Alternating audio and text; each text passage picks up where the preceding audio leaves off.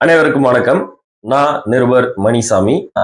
இந்த 2026 எலெக்ஷன் அப்படின்ற ஒரு விஷயம் வரப்போற இந்த நேரத்துல நிறைய அரசு பணியாளர்கள், அதாவது அவங்க ஒப்பந்த அடிப்படையில இருக்கக்கூடிய நிறைய பேர் பாத்தீங்கன்னா நிறைய துறையில போராட்டங்கள் பண்ணிட்டு இருக்காங்க. அந்த ஊழியர்களையும் தாக்கியிருக்காங்க, காவல்துறையினரை பதிலுக்கு இவங்க தாக்கியிருக்காங்க. விஷயங்கள்லாம் சட்ட ரீதியா எப்படி இருக்கு, அதை எப்படியெல்லாம் ஹேண்டில் பண்ணலாம் அப்படின்றதெல்லாம் கேட்டு தெரிஞ்சுக்கலாம் அப்படின்னு சொல்லிட்டு தான் நம்ம இன்னைக்கு வழக்கறிஞர் ஷாகுல் அமித் அவர்களை பார்க்க வந்திருக்கோம். வணக்கம் சார். சொல்லுங்க பிரதர். சார், இப்போ நம்ம பாண்டிச்சேரியில இன்னைக்கு நடந்த அந்த சம்பவம் உங்களுக்கு தெரியும், எல்லாருமே பார்த்திருப்போம் அதை. ஏன்னா அவங்க அவங்களோட வேலையை நிரந்தரம் பண்ணணும் அப்படின்றதுக்கான ஒரு போராட்டமா தான் இதை பண்றாங்க.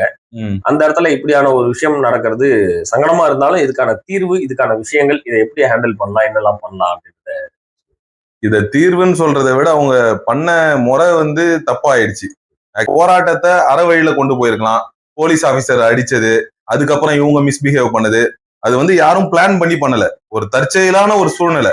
இவங்க போலீஸ் சைட்ல இருந்து சொல்றது சிஎம் மதிச்சுட்டாங்கன்னு சொல்லிட்டு, ஆனா இவங்கள போராட்டக்காரர்களை போய் கேட்டா மறிக்கணும்ன்ற எந்த நோக்கமும் இல்ல. அவங்க அவங்களோட உரிமையை கேட்கறது சிஎம் டைரக்டா சந்திச்சு பேசணும்னு தானே தவிர கலவரமோ இல்ல இத பிரச்சனையா கொண்டு வரணும்னு இல்ல. ஏன்னா எல்லாருமே ஒர்க் பண்ணவங்க. பிரச்சனைன்றத விட அவங்களோட உரிமையை கேட்கறதுக்கு போனது அது கலவரமா மாறிடுச்சு.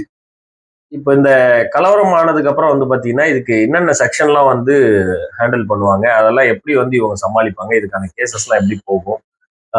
ஏன்னா இது பாத்தீங்கன்னா ரொம்பவே வித்தியாசமான ஒரு விஷயமா இருக்கு. அதாவது அரசு ஊழியர்கள் வேலையை கேட்கும் போது, அதாவது இது நம்ம காலங்காலமா பாத்துக்கிட்டே இருக்கிறது தான். போலீஸ் சைட்ல இருந்து பாத்தீங்கன்னா கடமையை தடுக்கிறாங்கன்னு சொல்லிட்டு பிஎன்எஸ் 189ல ஒரு செக்ஷன் ஃபைல் பண்ணலாம். பிஎன்எஸ் 126 அத்துமீறி பப்ளிக், இப்ப சிஎம்ஆ இருக்கட்டும் இல்ல வேற யாரையோ அத்துமீறி வழிமறிக்கிறது. பிஎன்எஸ் 191ல கலவரத்தை செய்ய நோக்கத்தோட தடுத்தாங்கன்னு இது போலீஸ் ஆல்ரெடி பிக்ஸ் பண்ணிட்டு இருப்பாங்க. அது என்னோட கருத்து என்னன்னு பாத்தீங்கன்னா, இது ஒரு கலவரம்ன்ற நோக்கத்துல வரல, அவங்களோட உரிமையை கேட்க வந்தாங்க. அதனால போலீஸ் அதை கன்சிடர் பண்ணி இதை வழக்கு பதியாம காம்ப்ரமைஸா பண்ணலாம். இதை நம்ம மும்முனையாவே பண்ணிருக்கலாம். போலீஸும் சரி, அந்த ஊழியர்களும் சரி, இப்ப சிஎம் சைட்ல இருந்து கூப்பிட்டு வச்சு மும்முனையா பேச்சுவார்த்தையா நடத்திருக்கலாம். பேச்சுவார்த்தை நடத்தி இதை சுமூகமா கொண்டு போறதுதான் அனைவருக்கும் நலமானது. ஒருத்தவர்லாம் பார்த்தோன்னா ரத்தம் ஊத்த ஊத்த வந்துட்டு இருக்காரு. அவங்க என்ன அவங்களோட வாழ்வாதாரத்துக்கு தானே வராங்க. கலவர நோக்கத்தோட வரல, ஒரு நியாயத்தை கேட்கறதுக்கு வந்திருக்காங்க. அந்த சமயத்துல இந்த மாதிரி விஷயம் ரொம்ப தவறுதான். இது நம்ம யார குற்றம் சொல்றதுனே, இவங்க பர்டிகுலரா போலீஸ் சைடு தான் தப்பு, இல்ல பர்டிகுலரா இந்த போராட்டக்காரர்கள் தான் தப்புன்னு நம்ம மென்ஷன் பண்ண முடியாது. அதுதான் இந்த கலவரம்ன்றது ஆரம்பிக்கிறது அப்படிதான். சின்ன ஒரு தீப்பொறி தான் இப்படி பத்தி எறிகிற மாதிரி ஆயிடுச்சு இன்னைக்கு ஒரு சம்பவம். இப்போ பாத்தீங்கன்னா இவங்க எல்லாரும் தாக்குதல் நடத்திருக்காங்க, இதுக்கான விஷயங்கள் நடந்திருக்கு. இப்ப அதுல குறிப்பிட்டு சரவணன் அப்படின்றவர் தான் பாத்தீங்கன்னா இந்த போராட்டத்துக்கு தலைமை தாங்கி இருக்காரு.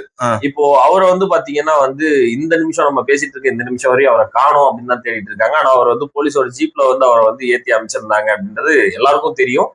நம்மளும் வீடியோஸ் நிறைய போட்டிருக்கோம். இல்ல இத பாத்தீங்கன்னா நம்ம பல வழக்குகள்ல பாத்துருக்கோம். போலீஸோட மெத்தடே அப்படிதான். ஏன்னா அவர் இருந்தா மட்டும்தான் இது மேலும் வளர்ந்துகிட்டே இருக்கும். பட்சத்துல யாரு அதுக்கான முக்கியம் என்னன்னா அவங்களோட கஸ்டடியில வச்சிருப்பாங்க. அவங்களுக்கு ஒரு 24 hours டைம் இருக்கு. ஒண்ணு மேஜிஸ்ட்ரேட் கிட்ட ப்ரொடியூஸ் பண்ணா 24 hours டைம் இருக்கு. எனக்கு தெரிஞ்சு ப்ரொடியூஸ் பண்ணுவாங்களான்றதை விட இந்த கலவரத்தை கொஞ்சம் அமைதிப்படுத்தணும்ல, அதுக்காக அவர் எங்கேயாவது தனிமைப்படுத்தி வச்சிருப்பாங்க. ஏதோ ஒரு மண்டபத்திலயோ இல்ல அவங்க கஸ்டடியில ஸ்டேஷன்ல கூட இருக்கலாம். அது அவங்க தனிமைப்படுத்தி வச்சிருப்பாங்க. மேபி நாளைக்கு தெரிஞ்சிடும். இல்ல, அதாவது அவரை தேடாத இடமே இல்லை அப்படின்ற மாதிரி சொல்றாங்க. அவரை சார்ந்தவங்க எல்லாம் பாத்தீங்கன்னா ஸ்டேஷன்ல இருக்கிற எல்லா ஸ்டேஷன்லயும் விசாரிச்சிட்டோம், எஸ்பி ஆபீஸ்ல விசாரிச்சோம், அப்புறம் காலாப்பட்டு மத்திய சிறையில அங்கேயும் விசாரிச்சோம், இதுவரையும் எந்த ஒரு தகவலும் இல்லை அப்படின்ற மாதிரியான ஒரு வருத்தம் அளிக்கக்கூடிய ஒரு விஷயமா சொல்லியிருக்காங்க. இல்ல மத்திய சிறைன்னும் போது நம்ம கோர்ட்டுக்கு அவங்க ரிமாண்ட் பண்ணதுக்கு அப்புறம் தான் சிறைச்சாலைக்கு அவங்க அனுப்புவாங்க கஸ்டடியில. அது வரைக்கும் சிறைச்சாலைக்கு போறதுக்கு வாய்ப்பு இல்ல.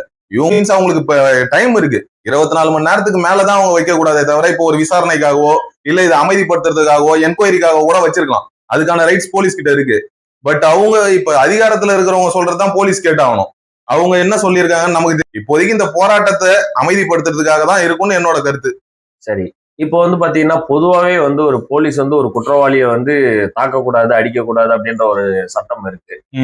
பட் ஆனா பாத்தீங்கன்னா ஓப்பனாவே ஓப்பன் ஃபயரா பாத்தீங்கன்னா எல்லாத்தையும் சார்ஜ் பண்ணியிருக்காங்க, இவ்வளவு பெரிய விஷயங்கள் பண்ணியிருக்காங்க. இது ஆன் ஸ்பாட்ல யாருடைய உத்தரவு, அந்த இன்ஸ்பெக்டரோட உத்தரவு மட்டும் இருந்தா போதுமா அப்படின்றதுதான் என்னுடைய. இல்ல கண்டிப்பா அவங்களோட நோக்கம் அடிச்சு உங்களை காயப்படுத்தணுமோ துன்புறுத்தணுமோன்னு இருந்திருக்காது. இந்த ஒரு தடி அடி பொதுவா நடக்கிறது தான். இதை அவங்க பிளான் பண்ணி இந்த மாதிரி பண்ணாங்கன்னு நம்ம ரெண்டு தரப்பையுமே சொல்ல முடியாது. இவங்க பிளான் பண்ணி போய் சிஎம் காரை தடுத்தாங்க, அதனாலதான் இவங்க பண்ணாங்கன்னா இதை வந்து காரணமே சொல்ல முடியாது. இது இயற்கையா நிகழ்ந்த ஒண்ணுதான் நம்ம பாக்குறோம். இல்ல குறிப்பிட்ட அந்த எஸ்ஐ வந்து பாத்தீங்கன்னா வந்து இந்த போராட்டம் வந்து ஆரம்பிக்கும் போது, அதாவது அவங்க சாலை மறியல்ல உட்கார போகும்போதே வந்து பாத்தீங்கன்னா இது வந்து பெரிய பிரச்சனையாகும், நாங்க அடிப்போம், அப்புறம் நீங்க வந்து வருத்தப்படாதீங்கன்ற மாதிரி எல்லாம் அவர் பேசியிருக்காரு. அப்ப முன்கூட்டியே அவங்க அடிப்போன்றத வந்து சொன்னதால தானே தெரியுது. இல்ல முன்கூட்டியே அடிக்கிறேன்னா என்ன காரணம்? இவங்க கிட்ட முன்னாடியே சொல்லியிருக்கலாம், இப்ப சிஎம் வராரு, இந்த இடத்துல நீங்க பிரச்சனை பண்ணாதீங்க, அடிப்பன்னு சொல்லியிருப்பாருன்னா அது சட்டப்படி தப்பு தான். அடிப்பன்றது தப்பு தான், அடிச்சது தப்பு தான். ஆனா இந்த சுச்சுவேஷன் தான் பார்க்கணும். அந்த கலவரமான சூழ்நிலை அதை கலைக்கணும்ன்றதுக்காக தான் அந்த முயற்சி.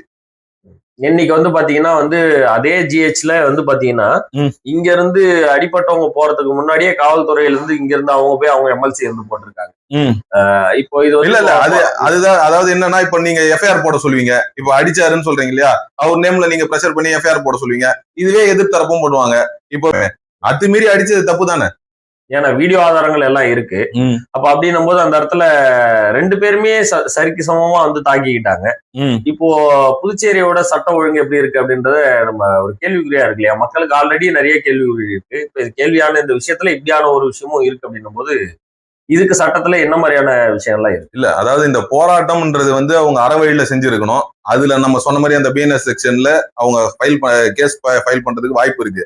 பட் இவங்களுக்கு நம்ம சொல்றது என்னன்னா, இவங்க வந்து ஒரு லேபர் கோர்ட்டு ரிட் பெட்டிஷன் போட்டு ஹைகோர்ட்ல வந்து ஆர்டர் வாங்கியிருக்கலாம், ஏதோ ஒரு சட்ட போராட்டம் நடத்தி இருக்கலாம், இல்லைன்னா அந்த மாதிரி அசம்பாவிதம் நடக்காம இருந்திருக்கும். சட்ட மாதிரி அவங்களோட ஆலோசனையை கேட்டு நடந்திருக்கலாம். இப்ப பாதிக்கப்பட்டது என்னமோ பொதுமக்கள் தானே. சரி, இப்போ இதே மாதிரி வந்து பாத்தீங்கன்னா சட்ட ரீதியா எந்த ஒரு கேள்வி எந்த ஒரு விஷயமா இருந்தாலும் வந்து மக்கள் எந்த நேரமும் உங்களை அணுகலாமா? அதுக்கான இது நீங்க வந்து ஏதாவது வச்சிருக்கீங்களா? உங்களை பத்தி ஏன்னா நீங்க நிறைய விஷயங்கள் சட்டம் சார்ந்து நிறைய விஷயங்கள் சொல்லிட்டு இருக்கீங்க. நிறைய பேருக்கு சட்டம் சார்ந்த விழிப்புணர்வு ரொம்ப இன்னும் கம்மியா தான் இருக்கு. அப்ப அப்படின்னும் போது நீங்க அந்த அந்த விஷயங்கள் ஏதாவது பண்றீங்கன்னா உங்களோட டீட்டெயில் சொன்னீங்கன்னா மக்களுக்கு சார். இல்ல சட்ட ரீதியா நம்ம வந்து விழிப்புணர்வு கொடுத்துருக்கோம், ஃப்ரீ இலவச சட்ட ஆலோசனை முகாம் நடத்துறோம், அதெல்லாம் பண்றோம். பட் இது அட்வர்டைஸ்மெண்டா இல்லாம மக்களுக்கான ஒரு சமூக சேவையாவும் விழிப்புணர்வா மட்டும்தான் நம்ம பண்றது நோக்கமே தவிர மத்தபடி வேற ஒண்ணும் இல்ல. அது நம்ம நிறைய பண்ணிட்டு தான் இருக்கும். இப்ப எப்படி உங்களை வந்து அணுகலாம்? உங்களை அணுகிற மாதிரி நேரா ஆபீஸ்க்கு வரலாம், தொலைபேசி மூலியமா அணுகலாம். நம்ம முடிஞ்ச அளவுக்கு நம்ம லீகல் அட்வைஸ் ஃப்ரீயா தான் கொடுத்துட்டு இருக்கோம். இந்த மாதிரியான விஷயங்களுக்கு உங்களை அணுகிறதுக்கான கான்டாக்ட் நம்பர் எல்லாமே வந்து நீங்க கொடுங்க, நம்ம வந்து மக்களுக்கு வந்து கொடுப்போம். கண்டிப்பா அவங்க தேவைன்னா அவங்க வந்து உங்களுக்கு. கண்டிப்பா. தேங்க்யூ. நன்றி. நன்றி.